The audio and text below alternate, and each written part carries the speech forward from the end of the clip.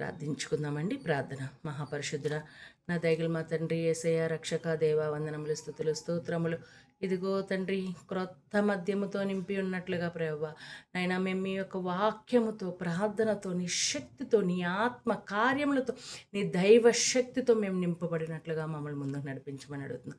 ఇదిగో తండ్రి నీ పాద సన్నిధికి వచ్చిండగా మీరే కార్యం చేసి జై జీవితాన్ని ఇచ్చి ముందుకు నడిపించమని మీ రక్షణ హస్తంతో బలపరిచి భద్రపరిచి దీవించి ఆశ్రదించి ముందుకు నడిపించు.